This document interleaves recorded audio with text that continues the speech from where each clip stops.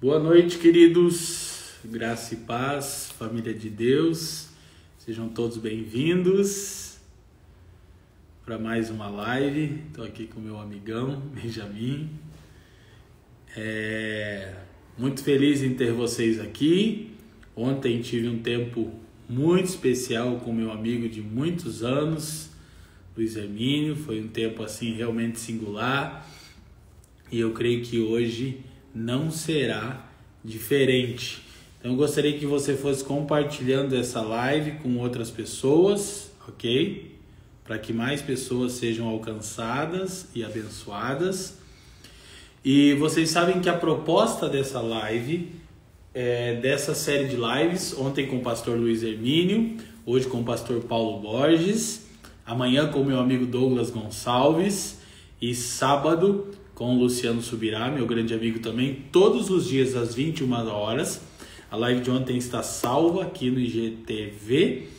E a proposta é poder compartilhar um pouco desse tempo que estamos vivendo, ouvindo profetas de Deus, homens que têm carregado uma mensagem, e também anunciar para a nação o lançamento do meu curso, o Evangelho Completo, baseado no meu livro lançado recentemente.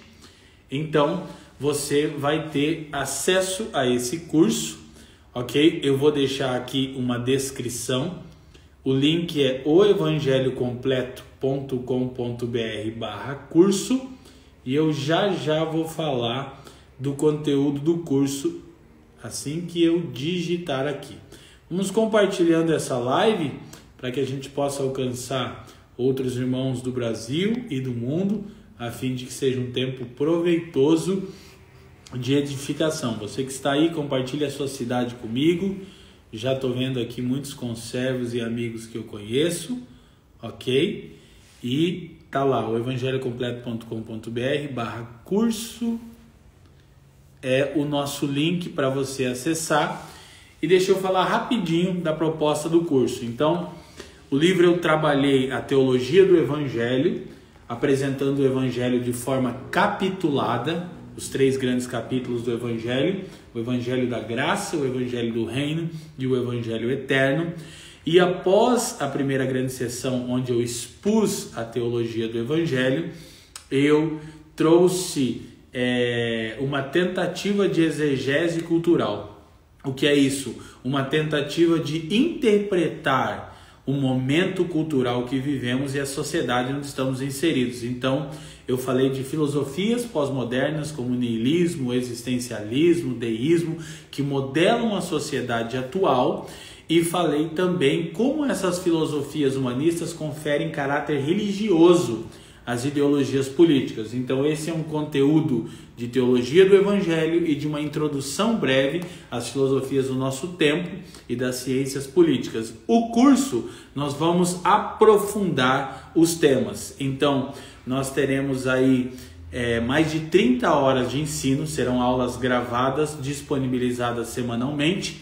Você terá acesso a essas aulas por um ano, a partir da última aula. Terminamos o curso em junho, então a partir de junho você tem 12 meses de acesso. Você poderá ver no seu melhor horário, rever e estudar, ok? Nós teremos fóruns ao vivo para tratar de perguntas e respostas, dos temas mais pertinentes, talks com convidados especiais, ok? Para aprofundar temas, e você receberá o livro Evangelho Completo, a versão especial, edição capa dura, que ficou linda, gente, sensacional, ok? A edição especial você receberá com frete grátis, tudo isso incluso no pacote do curso, que tem uma mensalidade baixíssima. Na verdade, dos cursos teológicos que temos aí, provavelmente o curso mais em conta, todavia com um conteúdo riquíssimo. Então, o link está aqui, o evangelhocompleto.com.br/curso. Eu vou receber meu amigo e pastor Paulo Borges Júnior para a gente conversar um pouco sobre o tema imortalidade versus eternidade, qual é a herança do Evangelho, ok? Quero que você esteja conosco nesse tempo de edificação, e depois nós tornaremos no final a falarmos do curso também e da necessidade de crescermos na compreensão do Evangelho de Deus, de internalizarmos essa mensagem e comunicarmos aqueles a quem o Senhor nos enviou. Então compartilhe essa live com mais pessoas, eu não tenho dúvida que vai ser um tempo de edificação maravilhoso. Vou receber meu amigo aqui. Já estou dando ok. Irmãos de várias cidades, Dourados, Mato Grosso do Sul. Poxa, tanta gente aí de Salvador. Cadê o Deixa Deus ministrar seu coração? Já vai começar. Pastor Paulo, eu penso que eu tentei lhe aceitar. São Leopoldo, Rio Grande do Sul, Barra do Piraí, Rio de Janeiro, Nova Iguaçu, Campo Grande, Guarapuava. Gente. Bom, tá aguardando por você, pastor, se você tá por aí. Se quiser mandar de novo o convite, eu tento de novo aqui. Brasília, Rio de Janeiro, São Paulo, São Ludejeiro, Santa Catarina. Esse eu não conheço, hein? Votorantim, Marcos, meu amigo lá de Brusque, meu apóstolo, abraço, saudades, cara. Cotia, São Paulo, pastor Leonardo. Olha só, Paulo Borges não está conseguindo participar. Então vamos tentar de novo, pastor. Aqui ele mandou uma mensagem para mim que não está entrando. Vai lá, agora vai dar certo. Agora eu acho que vai. Compartilha a live, gente. Estância Velha, Maringá. Olha só, meu pastor. Muito bem-vindo. Olha quem veio te dar oi aqui. Joia. Saudade, alegria. Coisa boa. Tá ajudando o papai aí, né? Benção. Muito bom. Hoje ele quis vir te dar um oi, pastor. Bem-vindo, meu pastor. Muito bom, viu? Muito feliz em tê-lo aqui. Muito bom, graças a Deus. Grande privilégio. Pronto, que bom, que bom. Agora melhorou um pouco. Peraí. Melhorou aí, tá bom. Vamos compartilhando essa live, gente. Daqui a pouco eu vou tirar aí os comentários para não travar. Bom. Nós temos irmãos aí de todas as partes do Brasil. Olha, Filipinas, os irmãos. Eita, tá longe, hein, gente? Internacional. Gente, pastor Paulo, para vocês que não sabem, se porventura não sabem, casado com a Lana, pai de muitos filhos. Eu já não tento mais acertar quantos filhos ele tem. São muitos. Avô de muitos netos também, que estão multiplicando. Pastor e um dos cofundadores do Ministério Sal da Terra em Goiânia, um profeta de Deus, alguém que tem sido um instrumento de edificação para a Igreja do Brasil e das Nações, e alguém a quem nós elegemos como pastor sobre a nossa vida, eu, a Fran e o Ben, elegemos o pastor Paulo, a Lana, essa família, para serem mentores e pastores do nosso coração. São pessoas a quem sempre nós recorremos, estamos sempre ouvindo na mesa, sempre que é possível, mas também acompanhando o que você tem falado, pastor. E se porventura alguém aqui dessa live não conhece o ministério, o serviço do Paulo ao Corpo de Cristo, eu te encorajo a acompanhar, a fim de que você seja edificado. Agora há pouco eu estava ouvindo um pouquinho da sua live de hoje, sobre Mateus 23, né? A semana que você está trabalhando isso. E eu estava pensando, eu já disse isso para a Fran algumas semanas atrás, como o Instagram foi uma ferramenta maravilhosa para o Paulo, porque o Paulo vive de relacionamento, gente, e em tempos de distanciamento social, né? Não de isolamento. Isso virou uma ferramenta maravilhosa que o senhor está fazendo muito uso, né? Eu fico feliz, eu assim, fiz muitas e muitas postagens, o time do Discoscope também, ajudamos a mobilizar essa rede social aí, está sendo uma ferramenta maravilhosa, todo dia, na viração do dia, Paulo está lá, desejoso de ter relação, usando esses meios. Pastor, te amo, você me encoraja demais, sua família. Estou expondo aqui a proposta do curso, a fim de a gente aprofundar nos temas do Evangelho, do livro que você prefaciou. Mas quero te ouvir, quero que você derrame o seu coração. Já vou dizer de antemão, todo mundo já sabe, durante o curso eu quero ter lives com convidados especiais fechados para os alunos, e o senhor é um desses, sem dúvida, já sabe, que vai ter que estar aí 2, 3 vezes com a gente para bugar nossa cabeça.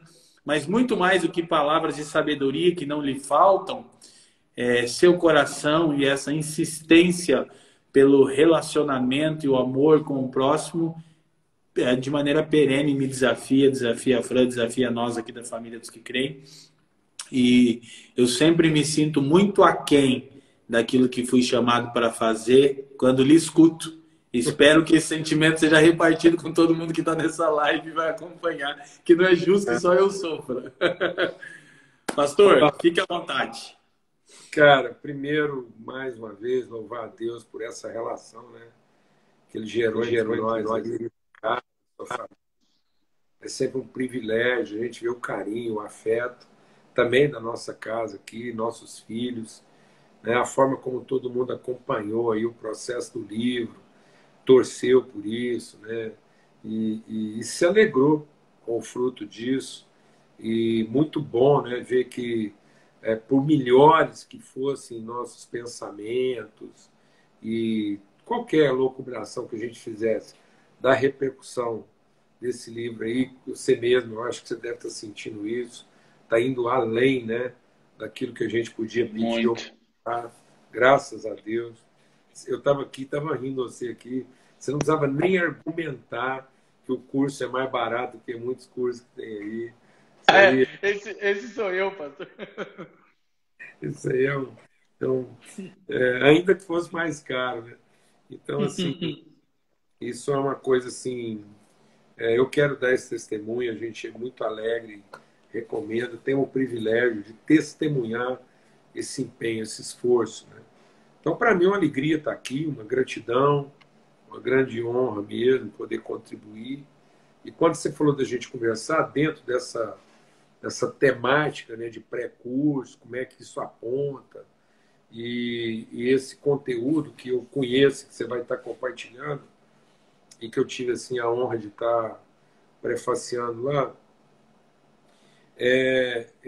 eu creio que isso, sabe, Leandro, é essencial que você, e todo mundo vai estar trabalhando nisso, se dê conta da propriedade disso no kairós de Deus. Então, talvez alguém pense assim, bom, você podia ter produzido esse livro antes? Podia. O mesmo Espírito te inspirou lá, isso não é criação sua, você foi movido pelo Espírito. Essa obra teria relevância há 10 anos atrás? Talvez. Teria relevância daqui 20 anos? Talvez. Mas nós precisamos entender esse trabalho para essa hora. Essa coisa que Jesus nos inspira. E diz, foi para essa hora que eu vim. Então, as coisas têm a sua estação própria de acontecer, né? Então, quando a gente é guiado pelo Espírito, a gente não tem essa ansiedade do tempo. A gente tem a angústia da eternidade. Então, eu vi sua angústia. E aí, em angústia, foi gerado algo que, se desfrutado da maneira própria, com a profundidade, com a interioridade própria, é uma palavra para esse momento, para tudo aquilo que a humanidade como um todo está vivendo.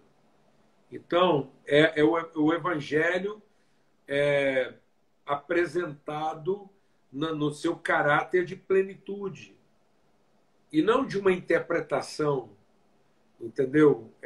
Pessoal ou institucional. Não, aquilo que é essencial no caráter do Evangelho como obra redentora de transformação do entendimento. Então, e aí é esse Evangelho que pode trazer mesmo assim esse lavar do entendimento para essa hora de tantas afirmações, de tantas interpretações. Porque o que não está faltando hoje em dia são intérpretes. Então nós temos muitos intérpretes e poucos tradutores. Então o empenho que esse trabalho está sendo feito. Outro dia eu estava conversando com o Douglas, no mesmo sentido. O seu empenho, esse compromisso, a sua angústia, que seja mesmo em gerar um ambiente que traduza esse compromisso com o Evangelho no seu caráter pleno e não relativo. Nós temos tido muitas interpretações do Evangelho relativas aos seus intérpretes. Por isso que é essencial a comunhão. Para que, volta e meia, são geradas algumas discussões, né, que discutem a temporariedade de algumas interpretações. As interpretações humanas da Bíblia são temporais, mas suas traduções legítimas são eternas. Então agora o povo está precisando de eternidade, porque não está faltando interpretação, viu, Leandro? Não está faltando quem suba numa tribuna, no alto de um monte, e pronuncie suas interpretações. Por isso que eu me empenhei muito com vocês, porque como eu conheço o seu ambiente relacional, a sua congregação, sua família de fé, eu tenho esse testemunho de, bom, está aqui algo que vai além de uma boa interpretação, mas que tem a possibilidade, a responsabilidade de ser um elemento que, ao fazer a escola, por exemplo, a própria escola em torno do assunto, pode trazer à própria obra mais da sua tradução. Entendeu, né? Sem dúvida. A escola pode ser uma tradução ainda melhorada daquilo. Sim, que eu já não tenho dúvida que será. Então você tem uma comunhão que gerou uma obra, então essa obra traduz o seu viver relacional. E agora você vai gerar outras relações que traduzem ainda. Ou seja, então há uma grande possibilidade, quando eu estou falando de possibilidade, não é de uma expectativa, mas uma possibilidade no sentido de gerar em nós essa fé, que ao se formar a escola em torno do livro, para avaliar, ele se agigante, ele revele, ele traga revelações que você mesmo, ao escrever, entendeu, né? Claro. Entendeu? É com todos os santos, né? Isso. Então, é como, por exemplo, você tem lá uma semente. Da semente, você produz um campo de trigo. Pô, então, o campo de trigo já é uma baita de uma revelação daquilo que antes era só uma semente. Aí você colhe esse trigo e você monta uma padaria para fazer pão do trigo.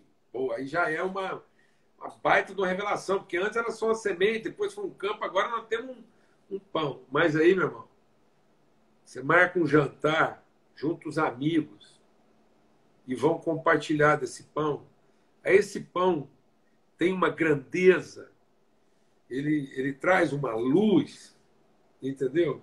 Que às vezes não era possível ser vista lá na semente, nem no campo, nem no pão em si. Então eu creio que vem dias aí de muita expectação, de muita possibilidade espiritual. E é nesse sentido que a gente está empenhado aqui. Uma das coisas que ficou muito, assim, muito propícia no seu prefácio do livro, e tu começou a falar, eu iria até te pedir para tentar definir, né, essa diferença. Muitas pessoas ficaram ali remoendo o seu prefácio. Acho que algumas pararam de ler no prefácio, já está na sua conta, né? Mas, brincadeiras à parte, qual seria uma definição básica, pastor, antes de a gente entrar no tema que a gente propôs aqui, que eu acho muito pertinente, quero muito lhe ouvir, mas como seria uma definição básica da diferença entre traduzir e interpretar o Evangelho? Eu sei que você já está repartindo isso, no prefácio do livro você falou com muita sabedoria, mas tenta deixar isso mais claro para quem está nos acompanhando, porque muitas pessoas me perguntaram isso. Tá. Entenderam o espírito, mas não conseguem organizar a ideia. Isso. Entendeu? Então, por exemplo, os escribas e fariseus eram intérpretes da lei. Jesus era a tradução dela. Então, Jesus revelava o que a lei é. Os escribas e fariseus interpretavam o que ela diz. sem ter nenhum compromisso com o que ela é. Então eu posso ter Espírito da um lei. bom exegeta, eu posso ter um bom intérprete, e ele não ter compromisso nenhum com a coisa em si. Então, por exemplo, às vezes, vamos supor que eu vou assistir A Paixão de Cristo. E aí eles escolhem um ator bonito. Bonito, bonito. E ele mexe comigo, mexe com as minhas emoções, eu me identifico com a plástica dele, com a interpretação, e eu vou lá, assisto aquele filme e choro assim, largado mesmo, choro rasgado, porque o intérprete, ele alcançou minhas emoções. Mas talvez, se eu tivesse assistindo A Paixão de Cristo real, eu não tivesse tão passionalmente envolvido. Porque a Bíblia diz que a gente olhou para ele e não viu nele beleza que nos agradasse. Então, o intérprete pode conduzir a emoções, sentimentos, ao arrebatamento, e ele mesmo. Ele terminou de encenar A Paixão de Cristo e vai para um prostíbulo. E isso não fez dele um mau intérprete. Ele interpretou bem o papel. Ele gerou em você emoções, mas ele não tem compromisso com aquilo. Então, eu posso ter um cara, um cover do Elvis Presley, que canta melhor do que ele. Eu posso ter um cover de um pregador que prega e que tem mais erudição do que o próprio cara que às vezes o inspirou. Então, hoje, nós temos pregadores que falam de Pedro com muito mais erudição do que o próprio Pedro. Tem gente que sabe mais de Pedro do que o próprio Pedro sabia. Entende o que eu estou dizendo? E interpreta os escritos dele sem a dor do Pedro, sem a angústia do Pedro. Já definiram até quais são os temperamentos do Pedro, né? Então, colérico, sanguíneo. Ele tem uma enciclopédia sobre Pedro, ele sabe tudo, mas não conhece. Então, um outro exemplo que eu uso para poder ajudar isso melhor. Um cientista pode saber tudo de golfinho. Como é que golfinho nada, como é que golfinho conversa. Aí o cientista inventa uma roupa de golfinho para nadar com os golfinhos, aprende o dialeto dos golfinhos para conversar com os golfinhos, e nada com os golfinhos, mergulha com os golfinhos, fica com cara de golfinho. O que um cientista nunca vai saber? O que é ser um golfinho. Ele aprendeu tudo que o golfinho faz, ele pode passar por um golfinho e até nadar melhor. Ele pode aprender o idioma dos golfinhos, mas ele não vai saber o que é ser. Então, o tradutor, ele encarna, ele personifica. Jesus não mandou a gente dar testemunho, intérprete. Ele mandou a gente ser testemunha, tradutor. Perfeito. Isso é tão profundo e urgente, né, Paulo? É o evangelho sem o espírito do evangelho, né?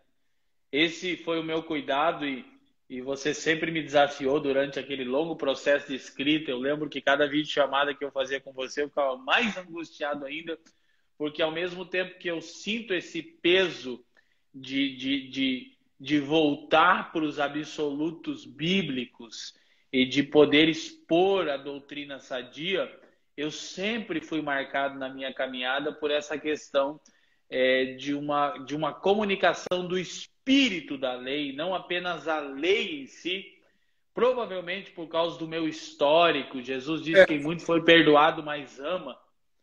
Eu sempre tive esse cuidado. O evangelho sem a comunhão pode ser uma boa interpretação, mas não é o evangelho.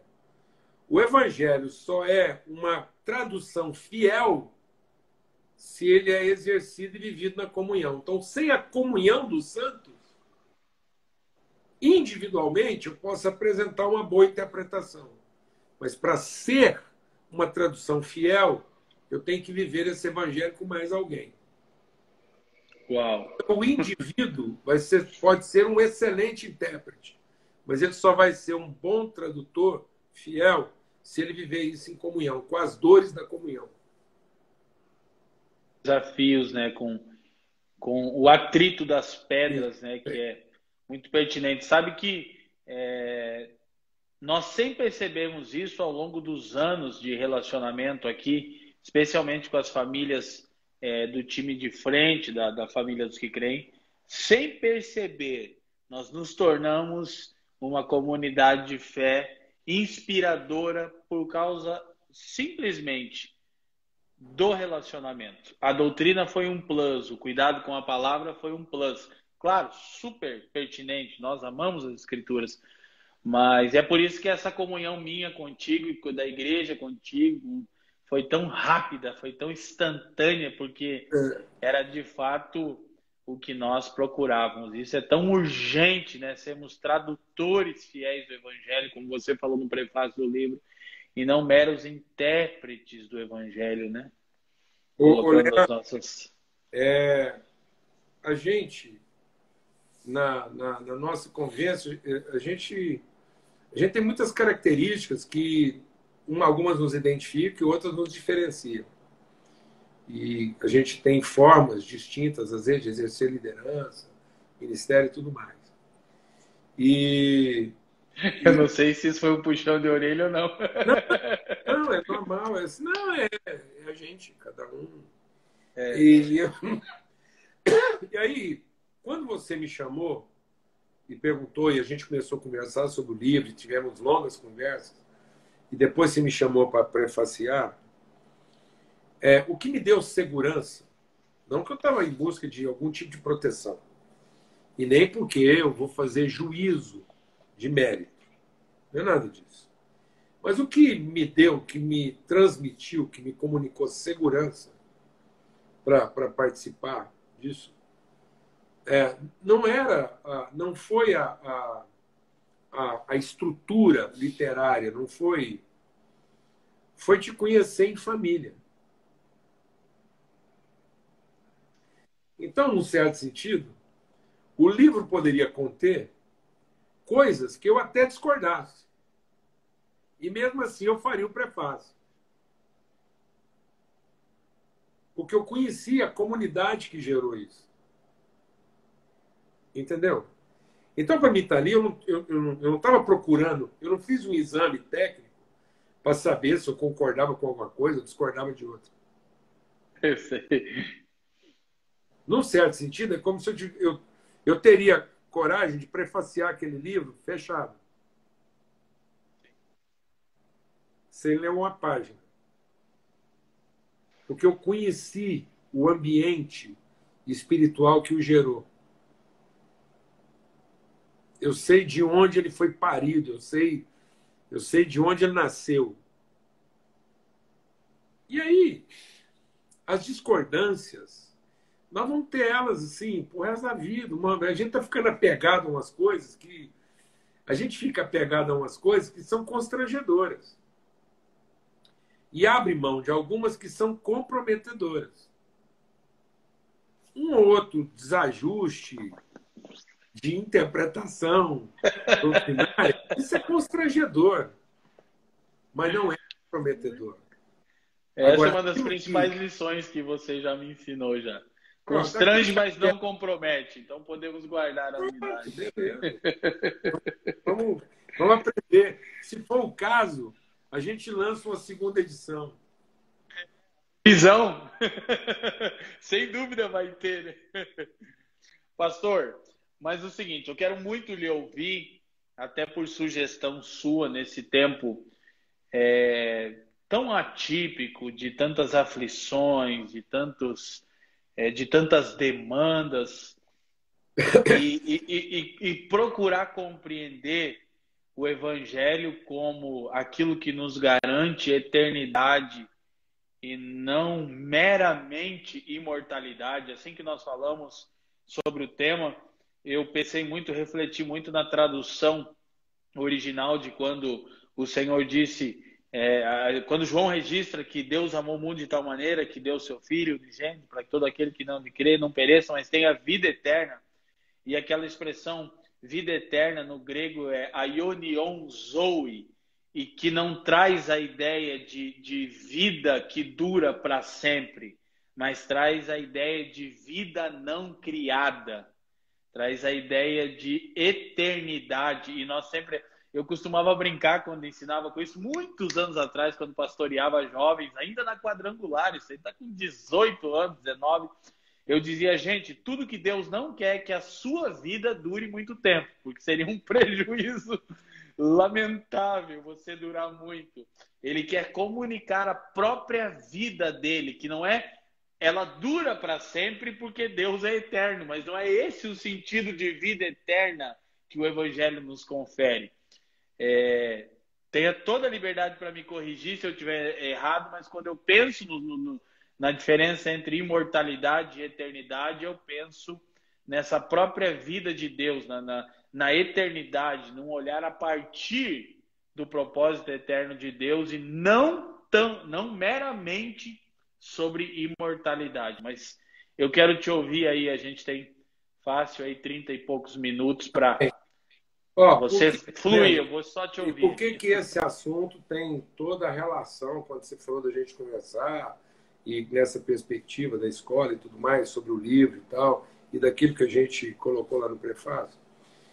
E por que essa obra, esse trabalho e essa proposta de comunhão em torno do Evangelho é relevante para esse tempo? Porque o Evangelho é para nos ensinar sobre eternidade e não sobre longevidade, né?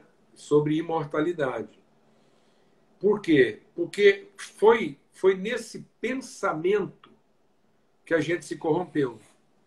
Então, o pecado, ele só entrou na nossa vida porque foi gerada em nós a preocupação de preservar a vida, de mantê-la para amanhã.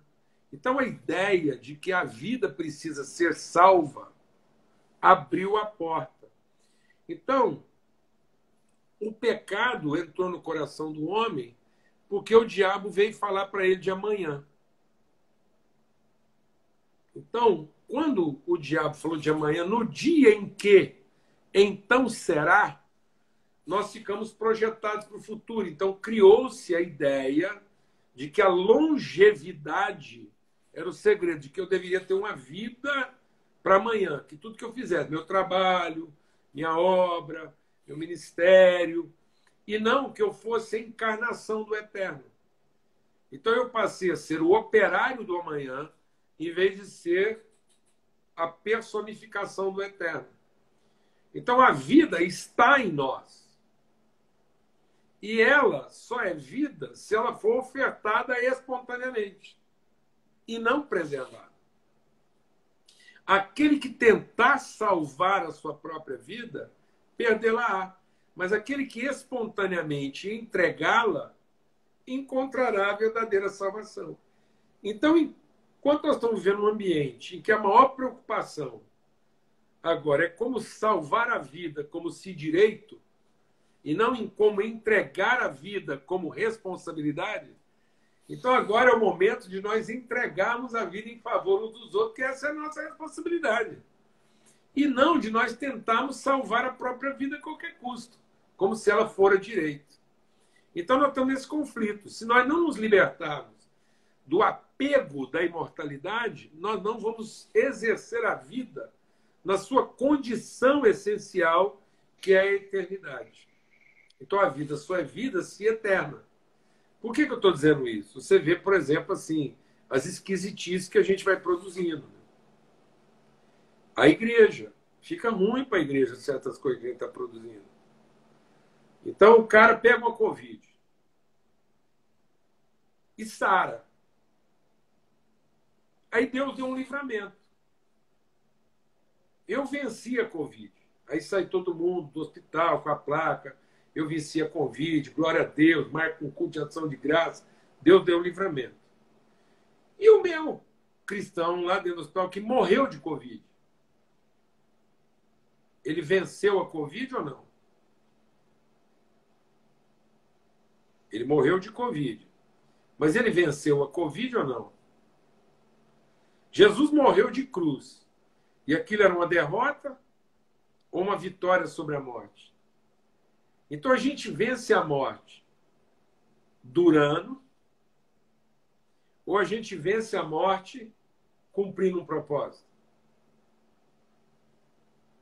Então, o que é cura? O que é libertação? Então, está ficando injusto. Aí, na mesma congregação, tem uma família fazendo um culto de ação de graças porque um parente recebeu um livramento, porque Deus ouviu nossas orações. Aí, na mesma congregação, tem uma outra família fazendo um enterro. Por quê? Porque Deus não ouviu nossas orações? E agora a gente tem que ficar arrumando desculpas para Deus? Não, mas é porque Deus, na sua vontade soberana, Deus deu, Deus tomou, e a gente fica tentando encontrar formas de livrar a cara de Deus, porque ele mesmo não apareceu para assumir a bronca, então nós temos que ali fazer uma meia-culpa. Mas quando a pessoa sai sarada, aí não, aí a gente escancara, é hino de louvor, é pá, e é livramento. Então está causando uma deformidade para os nossos filhos. Porque então o que a gente vai ensinar para os nossos filhos? A durar ou cumprir um propósito? O que é ser um vencedor? E aí a palavra de Deus diz, na galeria da fé, diz lá o quê? A mesma fé que alguns tiveram que ter para conquistar reinos, foi a mesma fé que alguns tiveram para ser cortados ao meio. Então, ambos falam de livramento. Ambos falam de vida vitoriosa. Ambos falam de eternidade. Então, se não for o meu senso de eternidade, eu vou ficar vaidoso em ter conquistado uma terra.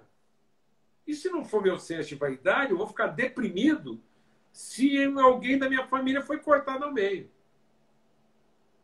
Tanto que quando um cristão enfrenta um problema hoje em dia, a primeira coisa que a gente reza é para ver o problema resolvido. E não para que ele cumpra o propósito dele naquela situação. Essa era a crise de Jó. Quando Jó entendeu a eternidade, mesmo sem ter o problema resolvido, ele foi orar pelos irmãos.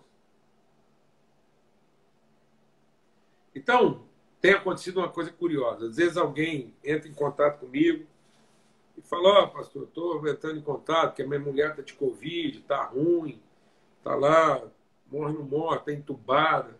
Eu sei que o senhor é um homem de fé e estou entrando em contato para o senhor orar aí pela minha esposa. Eu falo, ó, irmão, você falou um negócio.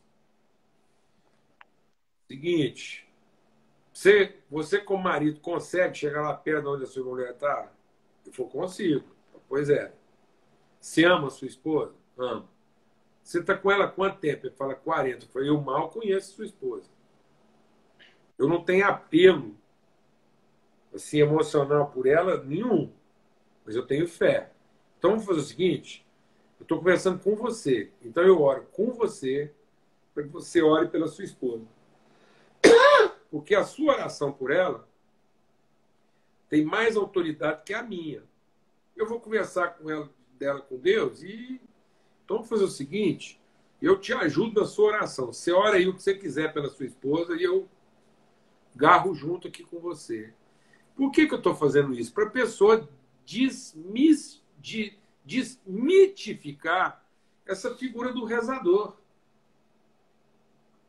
Entende? Essa figura do cara que vai resolver o problema. Porque, na verdade, a grande cura não é a mulher dele sair do hospital ou não. Uma cura que pode acontecer ali é ele finalmente assumir diante de Deus sua responsabilidade. Porque aí ele e ela vão encontrar a eternidade. Porque ela pode ser curada de Covid e vai morrer de outra coisa. Ele que não tem nada, ou seja, toda criatura é mortal. Então, o fato de nós estarmos aqui já configura uma condição de morte. O grão de trigo que cai na terra não morrer, fica só. Então, nós estamos sublimando, nós estamos mitificando a morte, nós estamos colocando a morte como uma penalização. E, na verdade, a morte é a condenação de quem está em pecado, mas é o testemunho de quem vive em santidade. Então a morte penaliza pecadores, mas glorifica santos. Então, Jesus, na sua santidade, foi glorificado no seu sacrifício, porque revelou seu compromisso com a eternidade. Então a morte, para mim, não é mais uma maldição. Nem para você, nem para nós. Ela não representa o fim de alguma coisa. Ela não é o meu amanhã. A morte é o meu hoje. Por isso que Paulo diz, eu não preciso de um diagnóstico de Covid para entender que a morte é o meu caminho de revelar a glória de Deus. Porque aí Paulo diz, somos entregues à morte todo dia. E não tinha Covid.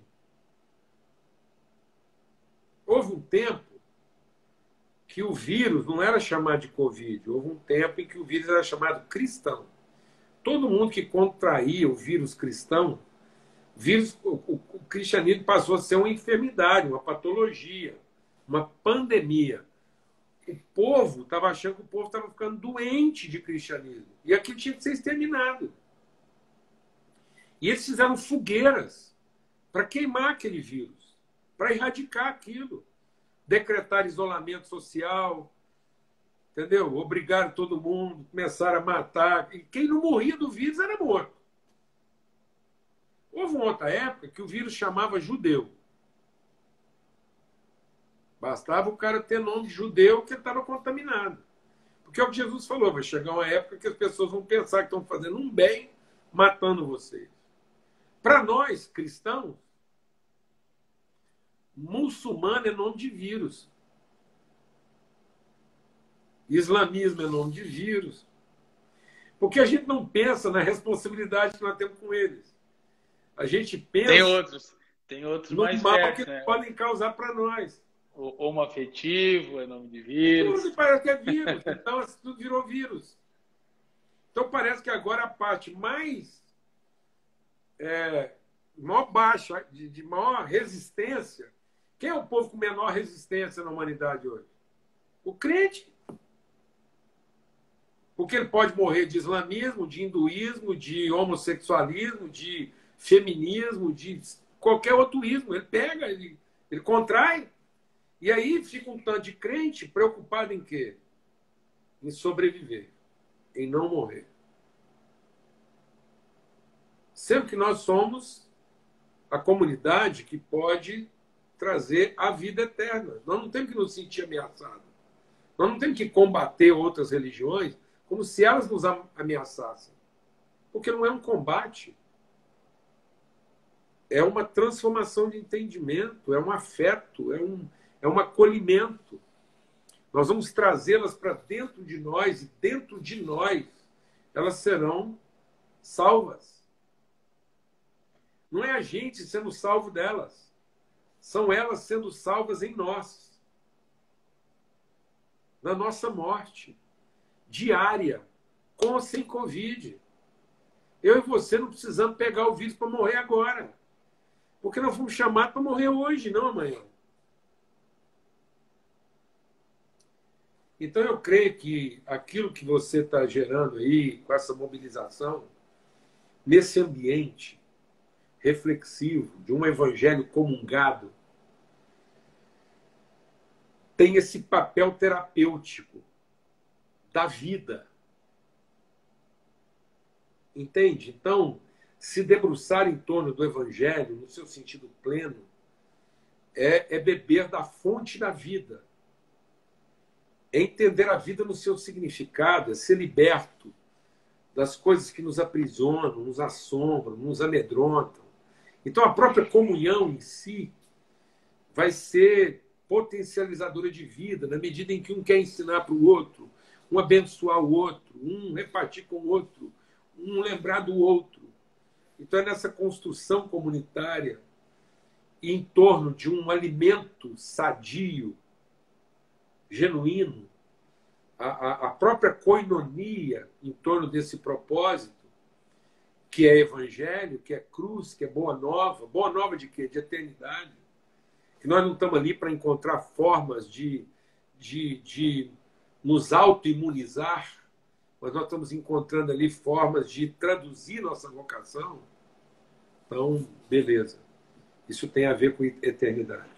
Eu acho que duas coisas. Uma para pontuar que, assim, isso não significa não ter um zelo pela vida, porque quando nós olhamos para a Escritura, o próprio Paulo tinha, mas é curioso que ele diz que o morrer era lucro, partir, estar com o Senhor, mas a única coisa que o deixava titubeante entre estar com o Senhor ou não era a utilidade da vida dele para com os santos. Ele dizia, agora eu não sei o que eu quero. O que eu queria era isso, era estar plenamente com o Senhor. Mas eu sou muito útil, né, de maneira naturalmente modesta, mas ele se sentia muito responsável pelos santos ainda, então eu fico nesse conflito de estar então, plenamente com o Senhor, mas de cumprir a vocação, né? O zelo dele pela vida era o zelo dele pelo propósito. Ele não via a vida como um sobrevivente. Ele via a vida como um responsável. É o pai. Sim, não a criança, ele não né? quer morrer como quem quer sobreviver. O pai não quer morrer como quem quer cuidar. E se para cuidar ele tem que sacrificar a própria vida, então ele terá prazer em morrer. E não Exatamente. Exatamente. E uma outra coisa para compartilhar aqui que aconteceu, nós completamos um ano de pandemia agora em março, né? Exatamente do primeiro decreto lá de lockdown foi no dia 15 de março. E nós estivemos literalmente com a estrutura fechada, pastor, por 9 meses, sem nenhum movimento na estrutura. E muitos irmãos e pastores do Brasil inteiro, colegas, amigos meus, acharam que nós estamos loucos, que o presbitério de Curitiba perdeu o tino, porque é um absurdo. E eu recebi mensagens para que a gente criasse mobilizações na frente do Palácio do Governo por causa da perseguição contra a igreja. E olha, eu até disse para o Fafa, cara, eu não vou participar desses grupos aí. E era a nossa tentativa de testemunhar, a nossa tentativa de testemunhar zelo pela cidade, amor pela nossa cidade e trazer a contribuição que podemos, né? Mas 9 meses é um tempo até emblemático, né? E agora que a gente vê a pessoa que nasceu disso, então 9 meses é um tempo adequado. Então, graças a Deus que vocês, nesses 9 meses, estiveram ocupados em gestar, conceber, gerar, materializar, consolidar. Isso foi um tempo de muito trabalho. Trabalhamos dobrado. Leandro, estou falando aqui porque a gente se conhece. Imagina se nesses 9 meses vocês estiverem com o grau de atividade que vocês tinham, vocês não teriam gerado tudo que vocês geraram para um tempo como esse. Sem dúvida. Então, vocês não estavam fechados. Vocês estavam trabalhando outras coisas. E talvez trabalharam como nunca trabalharam antes. O que aconteceu? Por quê? Porque é isso que está acontecendo, Leandro. Muitos líderes estão adiando. Eles estão no stand-by. É como se assim... não, eles estão achando que o que está acontecendo agora é temporário. Tipo assim... Não, a gente está aí esperando. Não existe isso para o Filho de Deus. Não existe tempo amanhã. Existe tempo hoje. O amanhã é para Deus. Então, por isso que Deus fala, santificai-vos hoje. Porque eu vou fazer amanhã. Não é preocupar-vos com amanhã e me querendo que eu faça alguma coisa hoje. Então, a gente fica querendo que Deus faça algo hoje para a gente ter sossego no amanhã. E Deus fala assim, não, preparem-se hoje, porque vocês não vão ter sossego amanhã com aquilo que eu vou fazer. Então, a gente tinha que trabalhar hoje... De circuncisão, né, que é o texto. Foi então, delicado. Tá vendo? Delicado. Então, pensa bem se vocês não tivessem usado esses 9 meses para consolidar, fortalecer o grau de amplitude que Deus trouxe, o nível de responsabilidade que foi ampliada, a Gigantesco. quantidade de pessoas com que vocês estão falando, se os vínculos não tivessem bem fortalecidos, vocês iam ser uma propaganda enganosa. Esse livro ia ser um tiro no pé. A experiência tem sido tão proveitosa que, além de muitas coisas, no começo da pandemia, Deus me deu uma palavra. Em Romanos capítulo 5, nós tínhamos acabado de terminar uma série de exposição de Romanos, quando Paulo diz que a tribulação produz paciência, perseverança e esperança. Então o Senhor me falou que esse tempo de tribulação, de espremer, produziria 3 tipos de virtudes: internas, externas e eternas. Ou seja, paciência como uma virtude interna, perseverança como a manifestação externa da paciência e esperança, que é uma virtude eterna. Então, eu deixei as redes sociais por um tempo, fui me dedicar a produzir o livro, a apacentar pessoas e, naturalmente, no começo a gente ficou um tanto preocupado com esse coração pastoral, perdemos pessoas na comunidade, mas uns foram plantados para que outros nascessem, houve salvação na família daqueles que foram promovidos à eternidade, como a Escritura diz, preciosa é a vista do Senhor, a morte dos seus santos. E, pastor, a comunidade cresceu em todos os sentidos. 9 meses. Multiplicou em todos os sentidos. E não é só o que foi gerado direto, tudo que foi gerado, a publicação dos meninos lá, o cultivar e guardar, tanta coisa, ou seja, isso não seria possível se vocês estivessem ocupados com as mesmas coisas, fazendo mais do mesmo. Então, assim, isso é uma glacial para emergir um outro tipo de pessoa. E às vezes as pessoas estão esperando e achando que isso é uma transição, para elas voltarem às mesmas práticas. Não, tudo que Deus está permitindo é para transformar a gente numa outra expressão de ser.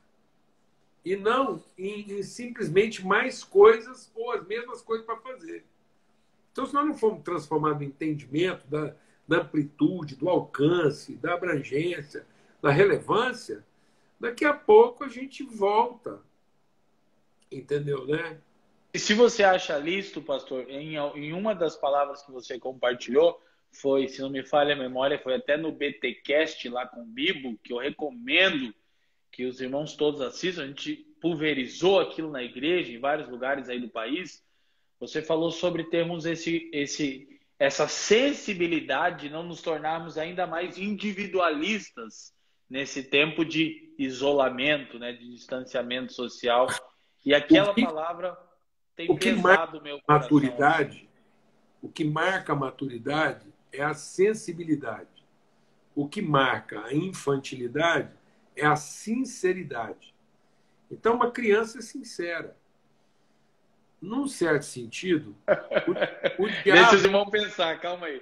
Tu não falou nenhuma vez ainda. Deixa o Espírito Santo ministrar seu coração. Eu vou falar por você agora. Gente, deixa o Espírito Santo ministrar seu coração. O diabo não é o pai da mentira. No entanto, ele é sinceramente magoado. Há uma sinceridade. O diabo só é diabo porque a mágoa dele é sincera. Porque ele é um trabalhador dedicado que tinha a expectativa de um tipo de reconhecimento que não estava no pacote. Ele é que conjecturou aquilo, achou que foi mal reconhecido, está sinceramente capeta até hoje. Ele é sinceramente demônio, apesar de ser pai da mentira. Por isso que o diabo, quando mente, não mente. Porque ele usa a verdade na sua forma destituída do seu espírito.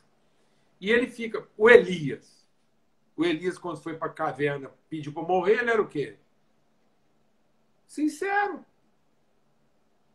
Pedro, quando cortou a orelha do mal, sincero. Entendeu? Ali no Getsemane era o Pedro. Estava pronto a dar a vida para proteger Jesus, né? Eles dormiram.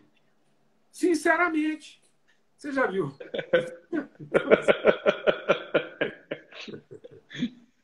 Então, toda mágoa é sincera, todo desapontamento é sincero. Agora, o que nos amadurece? A sensibilidade. Uma criança, quando dá uma birra num shopping center, por conta de um presente que ela queria ganhar e não ganha, expõe os pais à vergonha, ele está usando o máximo da sinceridade dele para expor os pais. O que está faltando para ele? Sensibilidade. E a sensibilidade é traduzida em quê? Responsabilidade. Eu me torno sensível ao outro na medida em que eu assumo a responsabilidade dele. E deixo de ser tão sinceramente comprometido com os meus direitos. Então nós precisamos deixar de ser tão sinceros na defesa dos direitos e sermos mais sensíveis em assumir nossas responsabilidades, abdicando o direito. Então, e a hora que eu abdico do meu direito, eu não estou feliz. Mas eu estou alegre. Que é uma virtude eterna, né? Alegria. Né? Eu estou feliz, eu não estou feliz, realidade estou fazendo um sacrifício. De Deus, né? Tem angústia, mas eu estou alegre porque eu tenho a oportunidade de assumir minha responsabilidade. Se eu falar que eu estou feliz, eu não estou sendo nem sincero nem sensível. Então eu estou sinceramente infeliz e sensivelmente irresponsável. Então a minha alegria é por conta da minha sensibilidade, enquanto a minha infelicidade é por conta da minha... Se você me perguntar hoje, Paulo Júnior, você está feliz? Não, não tem como. Tanta gente morrendo, amigos, cheira a morte. Estou feliz? Estou sinceramente infeliz. Estou alegre? Estou muito alegre. Por estar vivo numa hora como essa, me senti uma das pessoas mais privilegiadas do mundo, por Deus ter nos dado a graça de estar aqui agora para ajudar os irmãos e os que precisam. Um momento maravilhoso. Profunda gratidão. De ter como ajudar, de ter como repartir, de ter como abrigar. É como ter uma casa que não foi derrubada no meio de uma explosão. E poder receber outras pessoas. Muito trabalho, muita canseira, muita infelicidade, muita privação, com certeza. Sinceramente infeliz, mas profundamente alegre, grato. Você está alegre, puxa vida, você poder entregar o que você está entregando numa hora dessa, num momento como esse. Você vai falar o quê? Você preferia fazer isso noutra hora? Não. O que você está entregando tem uma relevância multiplicada numa hora como essa. No meio de um deserto como esse, você poder chamar pessoas a uma reflexão em cima de um paradigma absoluto e oferecer conteúdo para que essa reflexão seja intensa. Meu Deus! Você está feliz com uma situação dessa? Só se você fosse um crápula e se valendo de uma situação como essa para vender livro. Não. Em nome de Jesus. Melhor hora para fazer isso, né? Com essa insegurança e estabilidade econômica, não foi nada programado mesmo. Por isso, um empurrão do espírito. Por isso que o seu curso pode até ser mais barato que muitos que estão por aí, mas vai ser entregue com a mesma intensidade. Até mais um pouquinho. Chego lá, meu pastor. Estou aprendendo. Valeu, cara. Privilégio. Maravilhoso. O privilégio é nosso e essas reflexões, elas nos desafiam demais. Sempre sei que a Fran está lá embaixo e sei que depois a gente vai refletir muito sobre isso. Eu fico com o coração muito quebrantado e angustiado por você, por saber o quanto você deseja a mesa e o quanto esse tempo está te restringindo. Eu penso que é Lana, Paulo Neto e todo mundo que está te proibindo de sair de casa. Senão...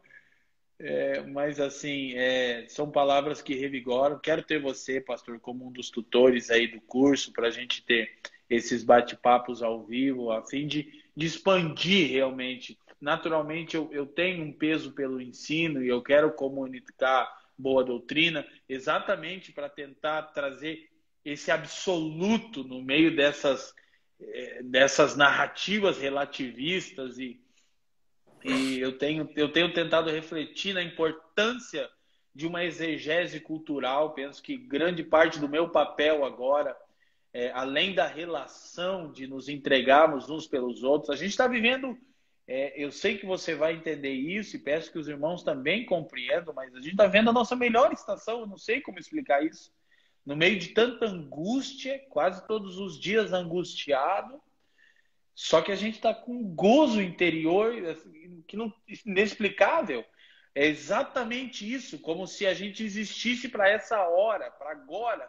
Eu olho para trás e penso que há 18 anos atrás eu estava sendo chutado de uma denominação e tudo foi para isso. Todo o sofrimento, toda a rejeição, foi agora para acolher, porque assim são milhares de irmãos que têm procurado. Naquilo que a gente é consolado, nós vamos consolar a outros. E assim, você, pastor, tem um papel fundamental na nossa vida, na nossa família, demais, demais, demais. Suas palavras, seu coração, porque são verdade, são vida. Eu sei da sua angústia, eu sei do seu serviço, do serviço de todos aqueles que estão com vocês, espalhados em tantos lugares. Então, assim, é um privilégio sem tamanho. E eu penso que essa reflexão nossa pode ser aprofundada nos dias de curso sobre imortalidade e eternidade. Eu sei que tem um peso no seu coração, nos temas que você está sempre repartindo e compartilhando com os irmãos. Eu pude pegar algumas chaves, assim como isso me abençoa. Quero falar uma coisa curiosa. Eu estou lendo um livro do Schaeffer, O Deus que se Revela, penso que você já tenha lido. E no começo do livro tem um testemunho do Schaeffer, do J.I. Packer, né? Aquele poderoso teólogo. E ele falando do Schaeffer, eu vi você. Eu falei, tem uma coisa comum. Eu não sei se alguém já te disse isso. Eu acho que já não é nenhum tipo de comparação carnal, não. Mas eu acho que você tem um perfil muito semelhante àquilo que Deus deu a esse irmão também. Eu falei, poxa, eu acho que eu conheço o Schaeffer dos meus dias, que é o pastor Paulo. Mas não escreveu. Na verdade, eu vou te contar por que isso. Porque eu comi muito da comida dele. Aprendi. Tem sua vida, tem. Isso. Então, ele... E, na verdade, o Schaeffer nunca me alimentou pela forma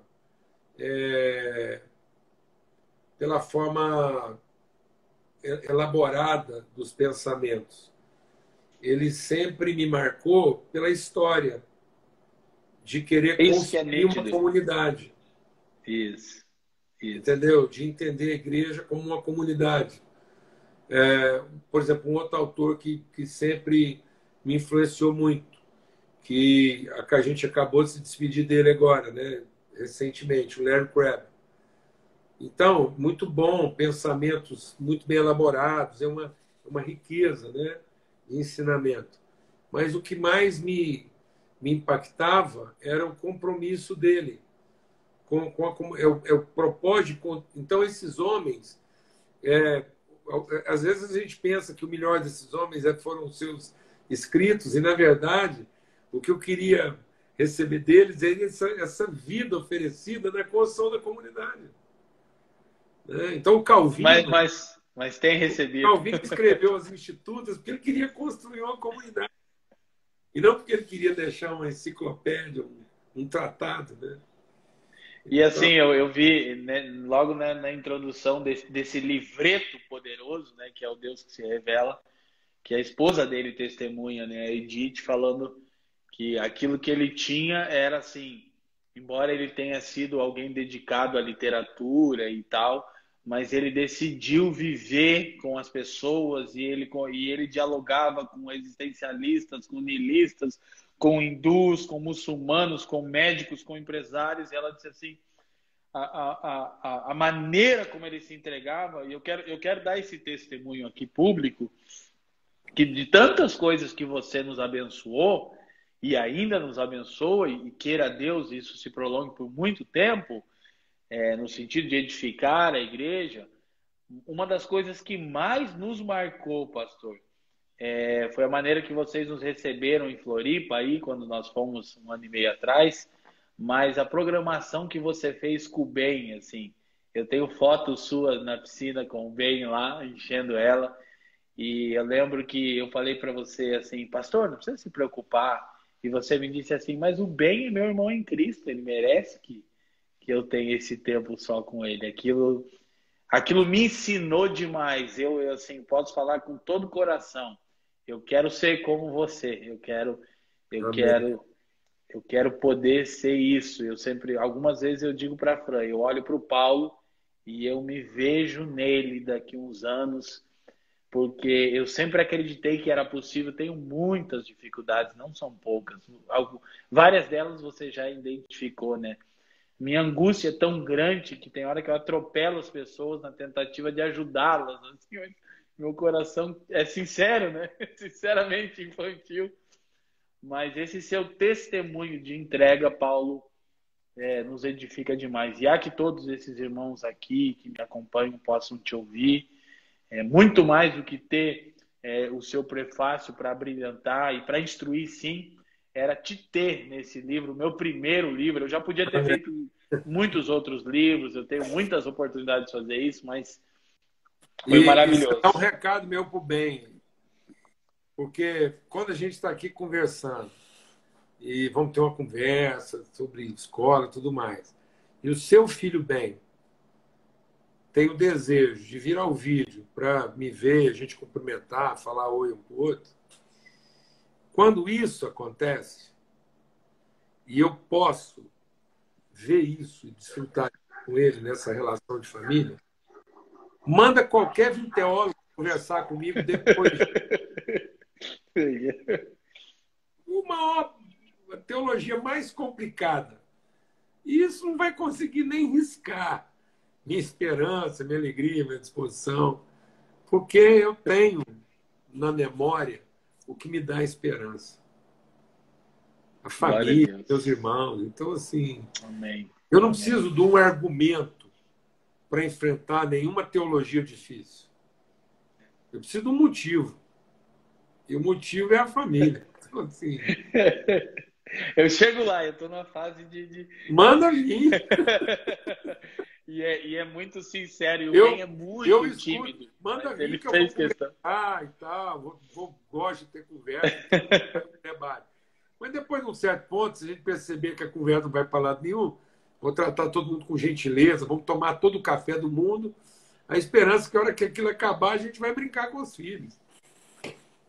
Literalmente o que a gente experimenta quando estamos com vocês. Isso é revigorante, isso é Amém. estimulante. Eu sei que eu falo pelo Leandro, pelo Fafa, a Jaque, a Fran, enfim, te amamos profundamente. Pastor, ore por nós, por favor, esse Amém. peso no coração. Libera uma palavra para nos edificar e nos abençoar aí. Pai, muito obrigado, porque somos os Amém. teus filhos. Somos os teus filhos. Ilumina o nosso entendimento. Aviva em nós a tua obra. Porque toda a criação geme em dores à espera de que os teus filhos se revelem. Que toda a tua família na face da terra possa ser despertada numa bendita, sublime, ó Deus, responsabilidade para com as pessoas. Que nós possamos deixar lugar de sermos cuidados para assumir, ó Deus, a responsabilidade de cuidar. Que a gente sacrifique de uma vez por todas o direito de ser cuidado para assumir a sublime vocação de cuidar. Que esse tempo, ó Deus, que o Senhor está levantando, Leandro, para promover, para estimular, seja um tempo, antes de tudo, de cuidados uns com os outros. Seja um tempo, ó Deus, de tradução em comunidade, em comunhão. Em nome de Cristo Jesus. Um tempo de uns estarem aprendendo uns com os outros, fortalecendo uns aos outros e abençoando uns aos outros. Que o Senhor faça resplandecer sobre nós o teu rosto e nos dê paz. Em nome de Cristo Jesus. Amém. Amém. Obrigado, meu pastor. Obrigado pelo Valeu, seu coração. cara. Suas Privilégio. palavras proféticas sobre Goiânia já estão se cumprindo. Eu estou indo com frequência lá. Amém. Tivemos que adiar a inauguração da comunidade lá, porque não tá tudo É, fechado, né? é. Vamos Mas a trabalhando gente outras coisas enquanto isso. são muitas Tá bom? demandas e eu preciso testemunhar com você. Pastor, durante o Valeu. curso vai ser 3 meses e meio aí. A gente quer te ter como um tutor aí 2 ou 3 vezes para aprofundar Amém. temas aí. Tá bom? Quando a Valeu. gente chegar na parte das filosofias humanistas, eu vou te acessar para você falar. Beijo na Lana, beijo em todo Um mundo aí, beijo, tá? fica No na Renan e paz. todo mundo. Fica com Deus. Tchau, tchau. Paz. Gente, eu vou salvar essa live aqui. Você pode acompanhá-la, pode compartilhar, liberar os comentários aqui para vocês poderem se manifestar aí, ativar comentários. Compartilhe aí se foi bênção essa live.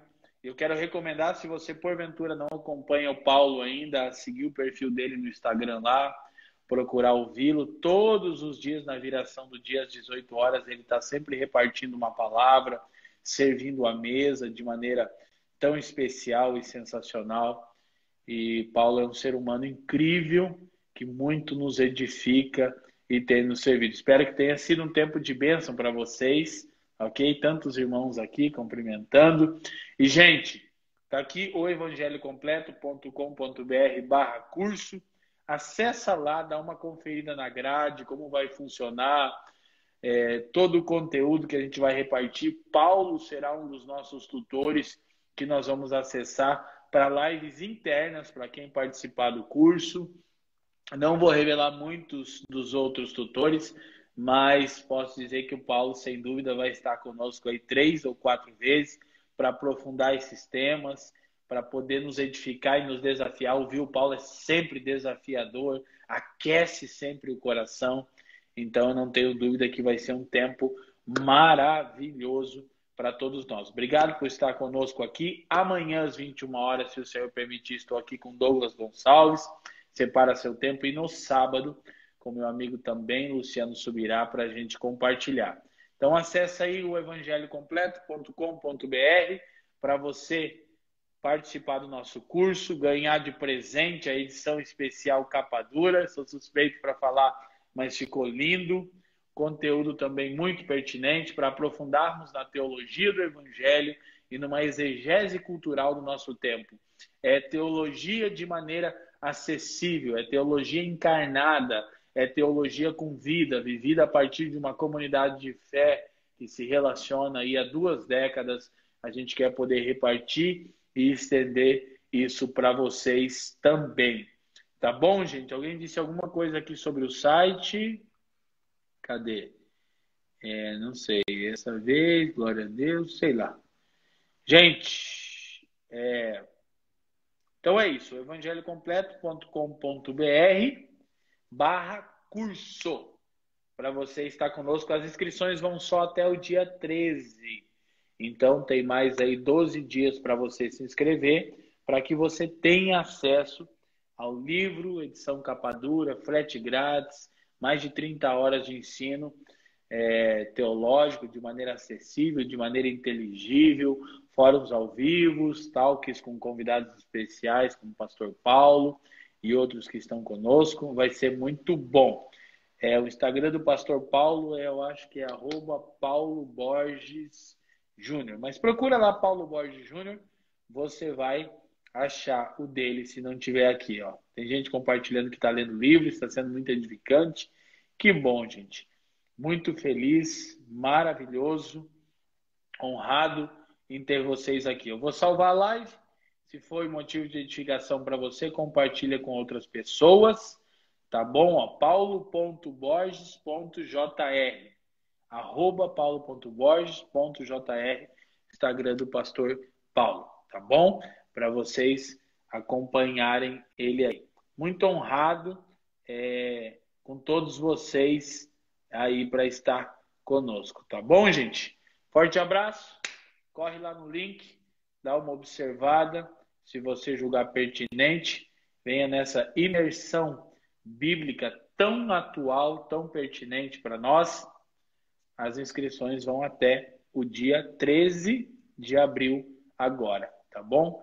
Serão aí 14 semanas de curso, contudo as aulas serão gravadas e disponibilizadas semanalmente. Então você vai poder assistir da maneira que se adeque ao seu horário e ver e rever e estudar novamente, porque você que comprar o curso agora vai ter acesso a 1 ano às aulas do curso, a plataforma onde estarão as aulas, além do que eu já compartilhei. Espero que grande parte de vocês esteja comigo e que vocês também, se julgarem pertinente, me auxiliem divulgando a proposta do curso para a gente poder gerar mesmo uma comunidade no Brasil que vai pensar a partir do Evangelho completo e vai procurar conhecer todo o desígnio de Deus. O nome do meu livro é O Evangelho Completo, ok? Para comprar só o livro é oevangelhocompleto.com.br. Você pode comprar a versão comum, essa é a versão capa dura. Para capa dura, editorafamilia.com.br. editorafamilia.com.br, você procura lá, tá bom? O Evangelho Completo. Olha que lindo, com marca d'água hebraica. E para o curso, está aqui, o evangelhocompleto.com.br/curso, e você já ganha o livro com frete grátis, essa edição especial. Gente, beijo, amo vocês, obrigado. Vou salvar a live aqui. Tchau, tchau.